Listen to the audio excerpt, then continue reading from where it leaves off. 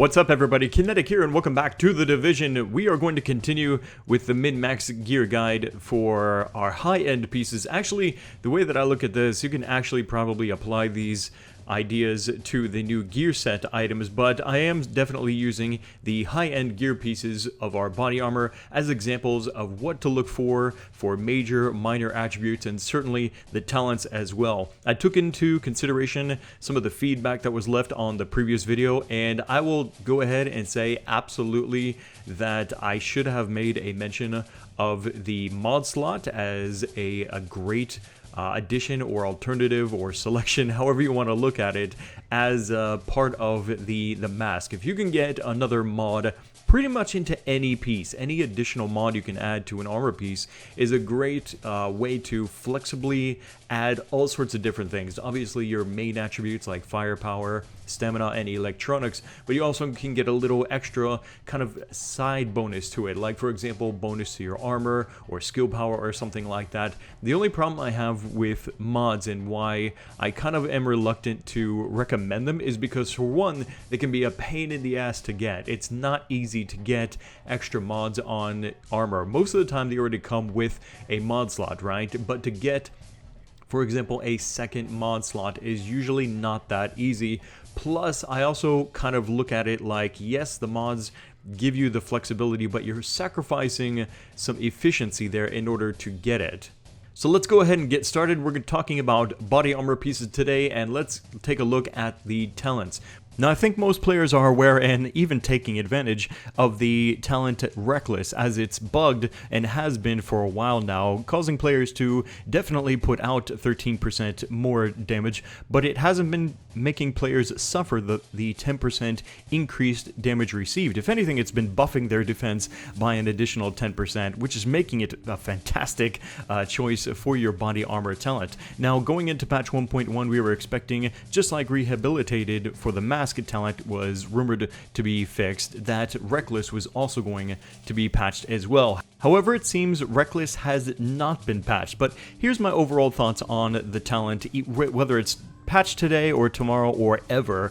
Reckless output of 13% increased damage and 10% more damage received is still a really good talent. It's gonna depend on your playstyle, really, but if you are comfortable and you think you can somehow still mitigate that increased 10% damage received, then I would say go for this talent. The next talent I'm going to recommend is definitely leaning on the PvE side of things. Robust. You have 45% more armor while in cover. This is a very powerful option, but is a very much a PvE option, because hiding in cover during PvP in the Dark Zone is a terrible idea, unless you're just trying to, for a very short moment, take advantage of some cover. But for the most part, being on the move is the way that you're going to want to PvP, so Robust is definitely not the talent for PvP players.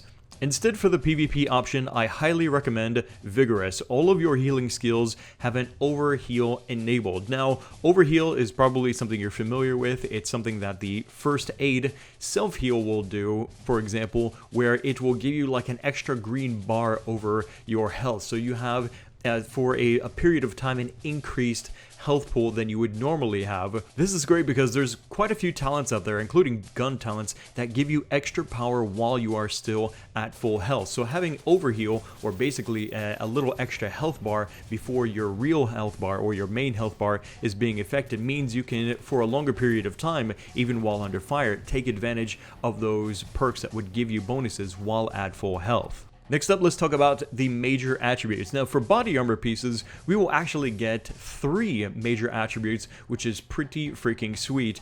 And definitely here, we are going to, I'm just going to go ahead and start by saying, yes, having an extra mod is a very, very good option. However, this is not to be the replacement for armor. You can get a huge amount of armor into your body armor piece, and you need armor. Everybody needs armor. You might have a big health pool, but that will mean nothing if your armor rating sucks. Don't ignore armor. And since we can get 3 major attributes on the body armor piece, then I'm going to say armor is 1, mod is the second. And for the third, it's kind of up to you, however you want to play. If you're PvE oriented, then damage versus elites would be good. But I'm going to say once again that exotic damage resilience is the way to go, because that resistance to crowd controlling effects, to status effects like burning, shocking, blinding, bleeding, all that nasty stuff is not something to sneeze at. Just like you shouldn't ignore armor, you really should not ignore your resistances to these elemental effects. Next up we have minor attributes. Now there's only 2 listed here, and either one honestly is a perfectly good minor attribute. Whatever you roll here is totally fine. I will say that I like them both actually, and it's a shame that we can't get both, because bonus XP on kill is a great way to help you rank up faster in the dark zone, and ammo capacity is fantastic as well for all sorts of activities in the division. Whether you're running around in the dark zone, having extra ammo capacity means you will be running out of your ammo less, obviously, and will spend less time going back to safe houses, and definitely for PvE as well. And I think probably people in incursions right now may be thinking that they have ammo capacity built into their armor, as it obviously allows them to hold more bullets before they run out in the middle of all that chaos. So whatever you get here, unless the rest of your body armor is completely perfect and you really want some other minor attribute, I would just be totally fine and happy with whatever rolls here. They're both good options. And down at the bottom we have skill attributes. Now you can only have 1 skill attribute for your body armor piece, and again this is going to be totally up to you. A very popular option that pretty much all players seem to be looking for PvE or PvP purposes is pulse critical hit chance. Anytime you can get additions to your pulse critical hit chance or critical hit damage, as long as you haven't hit the caps yet, that's probably the skill attribute that you want to be looking for. However, also things like first aid self-heal is also a really good option. I'm a big fan of sticky bombs as well, so rolling sticky bomb damage is also really cool here. You can't really go wrong with most of these skill attributes that could roll on the body armor, but again, I want to emphasize that you want to make sure that if you're going to re-roll something on your body armor piece, make sure that you have the major attributes correct on your armor piece, because those are the ones that really matter the most, especially I think here,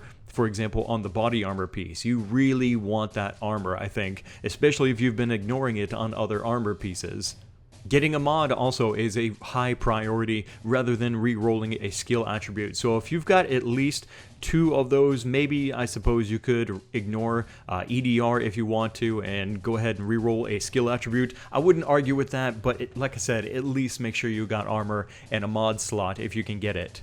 And that's going to wrap it up for this body armor min-max gear guide for your high-end armor pieces here in the division. The gear sets are looking sweet, man, and like I said, I think that these ideas can apply to the gear set pieces as well. For example, take a look at the Striker's mask that I got. I got this baby, and I was pretty happy with it. It's okay. I was even happier once I got to roll a second mod slot in there. So yeah, guys, I hope that you are enjoying these videos. If you are, click the like button to support these videos. Let me know what your thoughts are down in the comment section below. I'm going to keep these rolling out as often as I can, as well as other updates on all sorts of things here in the division, so make sure you're subscribed so you don't miss the next video. Thanks again for watching. My name is Kinetic, and I'll see you next time.